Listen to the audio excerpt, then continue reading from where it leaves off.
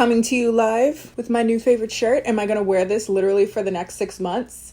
Yes. If there's more colors, am I going to order them? Also yes. Hello everyone, it's Kendall here. And if you're new around here, welcome. If you're not new around here, what is up? Home skillet biscuit. And it's the best day of the week.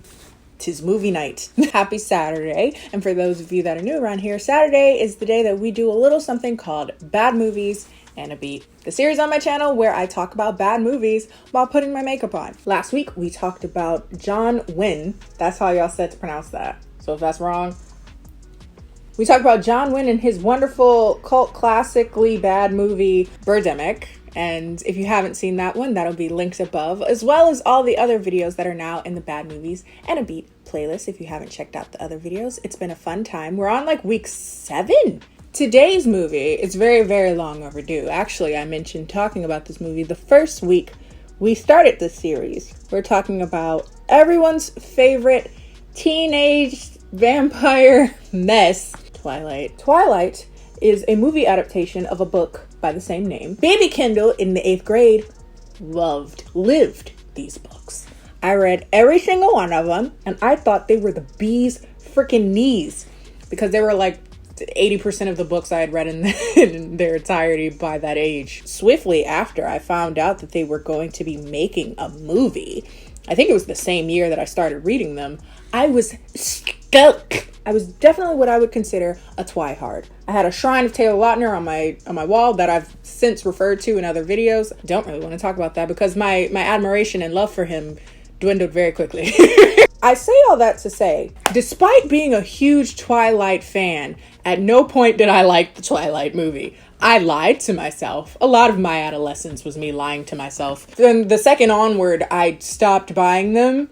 And by the last movie, I didn't even see the last movie.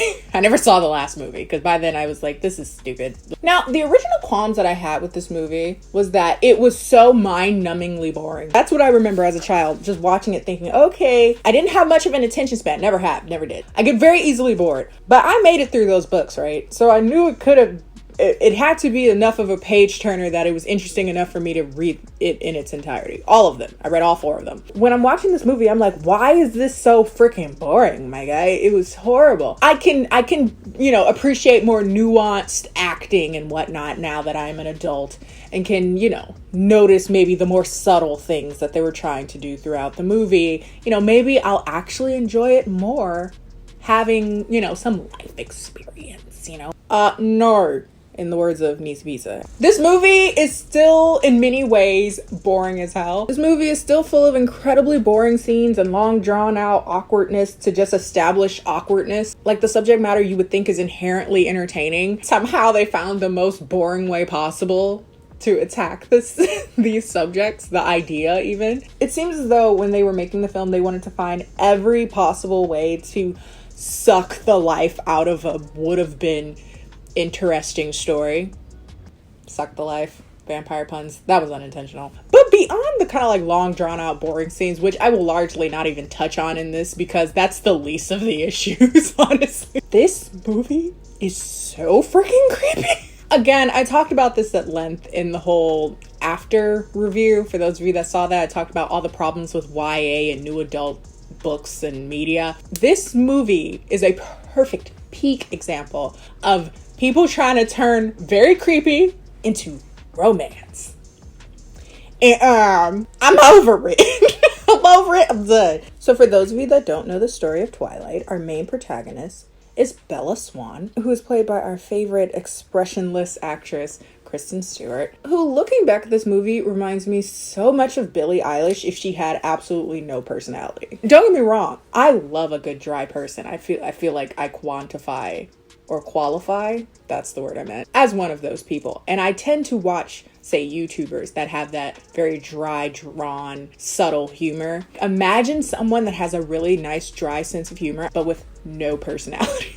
And no humor. That is Kristen Stewart as an actress. I don't know. Maybe as a person, she might be just the funniest thing. I do starkly remember when I, after having read the books and of course being such a twihard, when they showed the girl that would be playing Bella Swan. And I remember, watching the movie thinking, why did they pick her? Like, why did they choose her for this? Because In the book, at least from what I recall, you think I'm gonna read those books for this video? Absolutely not. Y'all got me bent over more than a Friday night at a Jamaican dance hall. But from what I recall, Bella wasn't a particularly moody character. You know, she wasn't particularly dry. She was explained as being very average, like very plain looking and even plain personality, but that didn't mean she had no personality. She's not particularly moody or depressing. I mean, she's described as not being particularly awe-inspiring, but she's not, like, sad. Not even sad. Sad would insinuate that she made a face. There's maybe 2 scenes where she actually emotes, and both of them are, like, panicked anger. And one is when she's dying. There's even this kind of, like, throwaway scene where she slips on ice, and she somehow does that completely and utterly disinterested.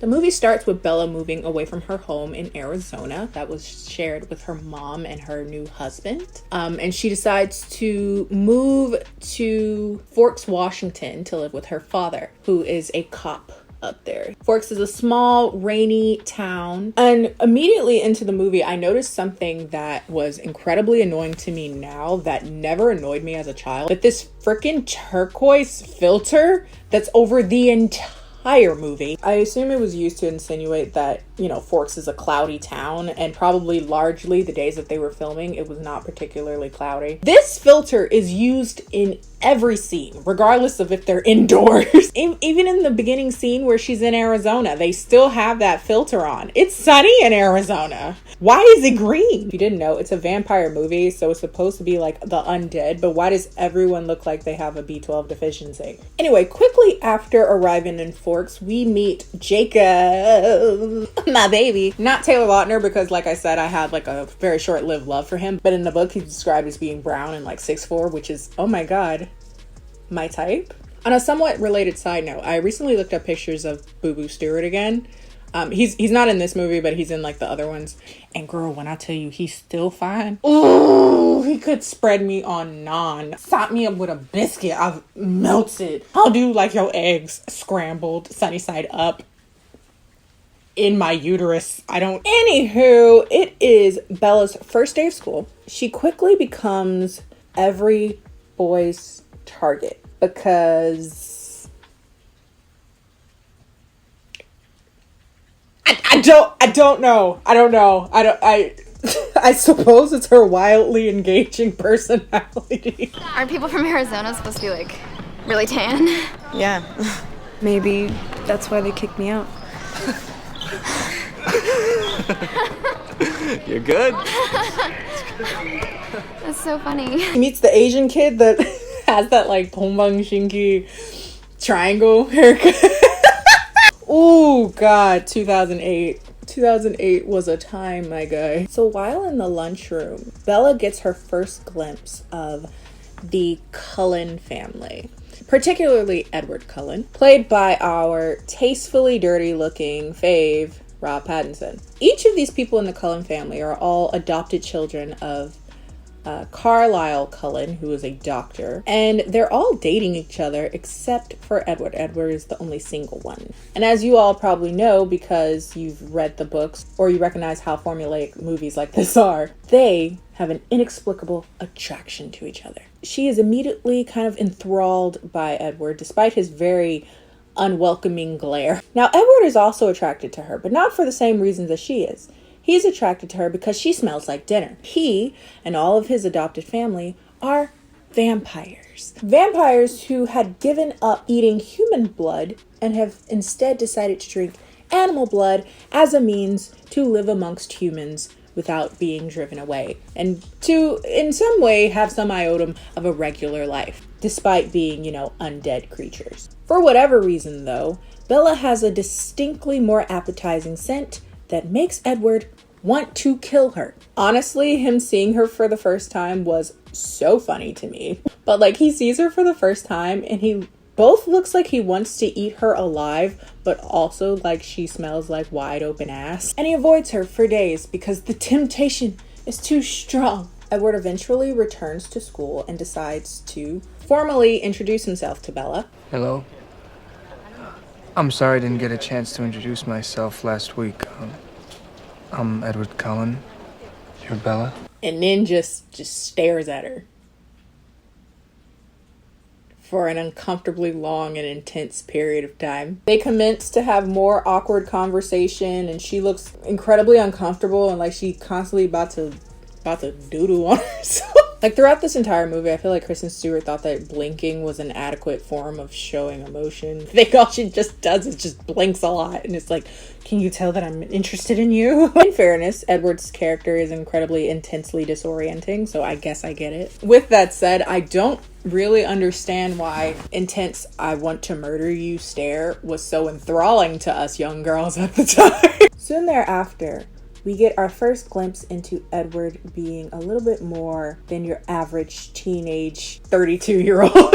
He was like 20. He was in his early 20s when this movie came out. But I'm like, that is not no 17-year-old. Because Bella nearly dies when a car slips in the parking lot and nearly crashes into her. But here comes Edward with his apparent superhuman strength that stopped a car with his bare hands and arrived by her side in a split second, because, you know, humans can generally do that. At the hospital, Bella's getting checked up and she's both enthralled and confused about how Edward was able to get to her side so fast. This is where she meets Edward's father, again, Cullen. You know, it would have been a whole lot worse if Edward wasn't there. He knocked me out of the way. I mean, he got to me so fast, he was nowhere near me. Sounds like you were very lucky. And immediately, this worries Carlisle and ultimately the entire family because they're vampires. And she just saw one of them use their powers. Oh no! Edward is also at the hospital, and eventually him and Bella have what I suppose was supposed to be a heated conversation, but it was so anemic. But basically Bella's like, hey, I saw you, you saved me, what was that all about? And Edward is, you know, taken to gaslighting her and saying, you're seeing things, I don't know what you're talking about. You hit your head. I think you're confused. I know what I saw. You're not gonna let this go, are you? No. The gaslighting continues for the next few scenes as Edward does the lovably toxic trait of, I want to be close to you, but I also want to be far away because I don't think it's good for you because I'm a bad person, but also I don't want to be away from you because I love you too much and I'm also very enticed by you. I don't know what's going on, but I also want you to never be near me, but also don't leave. Bella, we shouldn't be friends. I only said it'd be better if we weren't friends, not that I didn't want to be. It means if you were smart, you'd stay away from me. Because that's not realistic. That might be the most realistic. What if I'm not the hero? What if I'm the bad guy? I know, okay, I get it. I'm not going to beat the dead horse again that I've beat like 3-4 times at this point. The whole glorifying toxic traits thing again. All I'm going to say, if anyone says this to you in real life, don't find it cute. Don't find it exhilarating. Don't find it dangerous. Run. They are not lying. They're letting you know it's not safe for you to be in a relationship with this person. Don't think that you can heal them with your love or your sex or your attention or your time. Run. Okay? That's all I'm saying. Okay. Fast forward, and Bella's been invited to the beach with all of her new friends. And while there, she ends up seeing Jacob again. Woo, Jacob. Man, if they would have cast somebody that actually looked like what Jacob sounded like in that book. Girl. Anyway, Jacob is there with his friends, and one of his friends essentially alludes all too subtly that the Cullens aren't allowed on the reservation. The Cullens don't come here. Basically, Jacob explains that his entire tribe, according to folklore, is descended of wolves, and that the Cullen family are descendants of sort of an enemy clan. This naturally greatly intrigues Bella, but when she presses for more information, Jacob's like, it's folklore, it's a story, it's not real, don't think too much about it. But of course Bella, the smart girl that she is, thinks a lot more about it. When Bella gets home, she decides to Google for more information. No, that would make more sense. She actually Googles for a bookstore that would have more information, as opposed to just Googling the information. Just say, who are the enemy clan of so-and-so? She was like, I want to find the books. I'm a purist. Like, in the effort to find the place that sells books that talk about this topic, she skipped articles that talked about the topic. While leaving said bookstore, she ends up being cornered by a bunch of gross, rapey, drunk people. Of course, our favorite walking toxicity is here to save the day. Edward gets out the car and kind of just like growls at them, which in fairness is terrifying.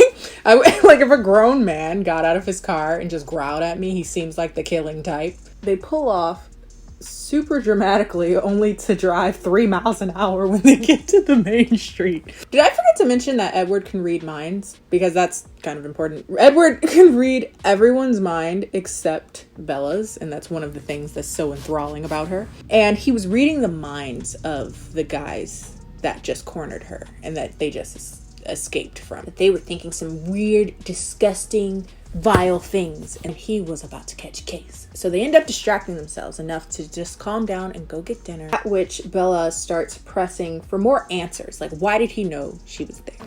Did you follow me? I feel very protective of you. God, it's so creepy. It's so creepy.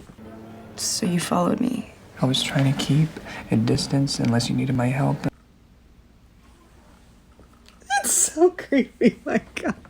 I don't have the strength to stay away from you anymore. Please find it.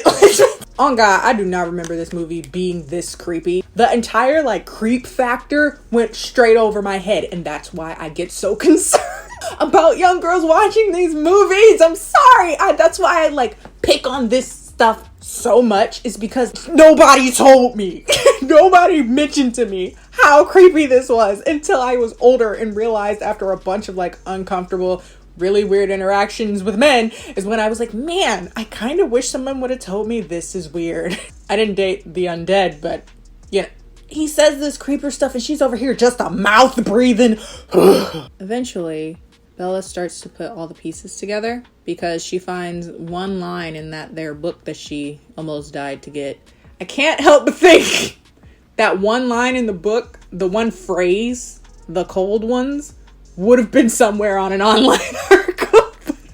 And that one phrase led her to finding out that Edward was indeed a vampire. Are you afraid? No.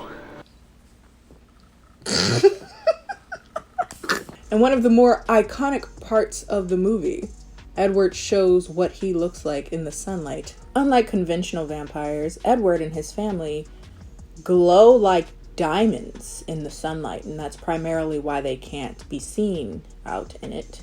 Edward is pained and confused about his feelings for Bella and ultimately how they conflict with how he wants to eat her alive. In doing so, he basically explains to her all the ways that he is dangerous, essentially, in very real ways. I'm designed to kill.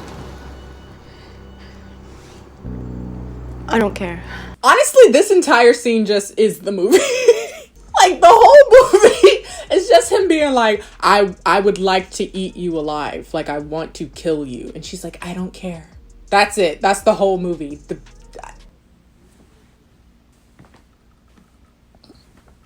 The whole movie is Edward having these tortured animal instinct and her just being suicidal, I guess. I wanted to kill you. I've never wanted a human's blood so much in my life. I trust you. Why? Why do you trust him? What evidence do you have to trust this person? I was unconditionally and irrevocably in love with him.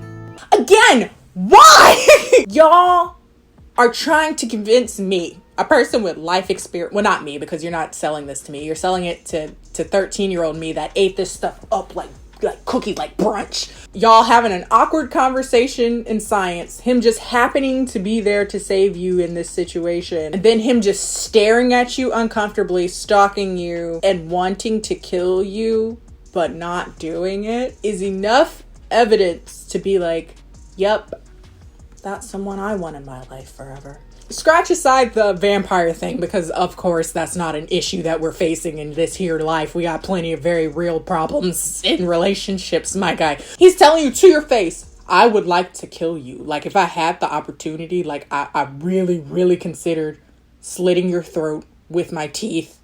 I wanted that. And she's just a blinking and mouth agape and just a throbbing. Oh my God. What? Really? Oh my god, let me get closer to you. Let me be all up in your face like this. Like, god. Skipping ahead, Edward comes into Bella's room uninvited. He comes in through a window. Bella notes that he seems particularly comfortable doing that. Do you do that a lot? Just the past couple of months. And Bella just thinks that's great. I like watching you sleep. It's kind of fascinating to me. Oh my god, he doesn't just stalk me in public. That just, serendipitously ended up being beneficial to me. He actually breaks into my room unannounced, uninvited, unbeknownst to me, watches me sleep. And she's all hot and bothered. They end up sharing their first kiss. Bella is a bit overzealous, which nearly drives Edward to the edge where he nearly kills her again. On a different occasion, Bella goes out with the Cullen family to play baseball, which overall is a stupid scene for no reason other than I just don't like sports scenes in movies. I think they're stupid. I hate them in books too. But I did watch the entire scene simply because they were playing Supermassive Black Hole. The soundtrack of this booty butt garbage movie, peak. They had Paramore, the people that made Flightless Bird, Muse. I've come to notice that crappy movies tend to have really, really good soundtracks. I feel like there's something very compensatory about that. Anyway, while they're playing sports, they end up attracting a group of other vampires. These are bad vampires. Now, I haven't mentioned this so far because, to be honest with you, I didn't really need to. Throughout the movie, people had been dying.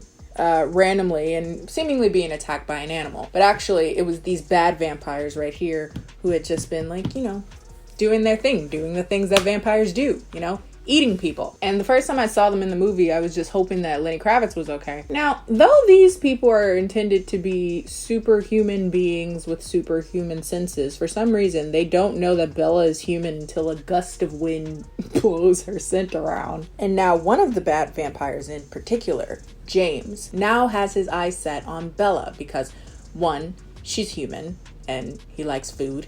And two, the Cullens seem to be particularly protective of her, and he's kind of a douche, I guess. I don't know. They describe him as a tracker, but they didn't really develop that idea very well, so I'm not really understanding his motivation for why. But then again, I don't understand why anyone's attracted to Bella, so maybe this is just another one. But Edward has read his mind, and he knows that he will not rest until he gets Bella. So they need to all, as a family, keep Bella safe from this particular vampire, James. I'm not going to go into the specifics of things that they do particularly to keep her safe, but just know that they go through a bunch of stuff to run her out of the state to get her away from this particular vampire, right? I say all that to say that she ends up being an idiot and gets tricked into meeting the vampire on her own. She gets banged up pretty bad in the scene. And again, this is one of two scenes where she actually emotes at all. I think this is the most emotion you're gonna get out of her at all, and that's when she's thriving in pain. Should someone check up on her? I make jokes, but honestly, is she okay? Edward saves her, of course, and the entire Cullen family end up, arriving on the scene to ultimately kill James. But not before James can get a very solid chomp on Bella. Now Bella is dying both of her injuries, but also of the vampire venom that is coursing through her body. Bella is turning into a vampire. Edward is effectively given an ultimatum. Either let her turn into a vampire, because that's what's going to happen if he does nothing, or he can suck the venom out of her wound, but risk killing her himself because he might not be able to withstand drinking her blood because it's so potent to him. So he might actually end up killing her if he's too zealous and ends up drinking, basically bleeding her dry.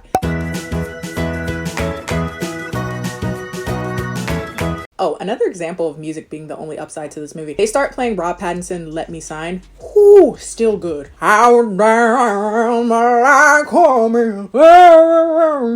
Let me stop before I get demonetized. Lo and behold, Bella survives. In an attempt to have some form of normalcy, they both go to prom. They dance to Flightless Bird. And Bella goes on about how she wants to be a vampire because Edward is going to be 17 for his entire life. 17 for his entire life. And she's going to continue to age and she doesn't want to continue to age. She wants to be with him forever. Please turn her into a vampire so that they can live the rest of their lives together as immortal beings. But Edward is like, nah, I want you to be able to live a normal, happy life. If I recall correctly, there's like a whole thing in one of the books where he's like, I want you to live a normal life, and once you die, I'm going to kill myself. Because again, really great, healthy relationship tropes. We love it. But to be honest, I didn't double check that. I could totally be making that up, but I'm like 80% sure that's in there. But even if it's not, we just love 17-year-olds deciding the entirety of their existence with this one person at 17, even though they've only known each other at length, 3 months now? They've known each other for less than a year, and she's like, I'm willing to give up my mortality for you. Thus marks the beginning of a very long-standing and very successful series of 5 movies, if I'm not mistaken. But luckily for me, every single one of those movies, at least 4 of the 5 that I've seen, were awful. So looks like I have a lot of material going forward. Hey, sounds like a good day. There's a lot of lashes. I feel like they're about to make me go cockeyed. 'Tis all for today, folks. If you guys like this video, be sure to like this video. Follow me on all my social media, Instagram and Twitter, both of which are I'm Going Cockeyed, both of which are KennieJD. What movie should I do for Bad Movies in a Beat next week? Be sure to let me know down in the comment section, and I will see you guys on Tuesday.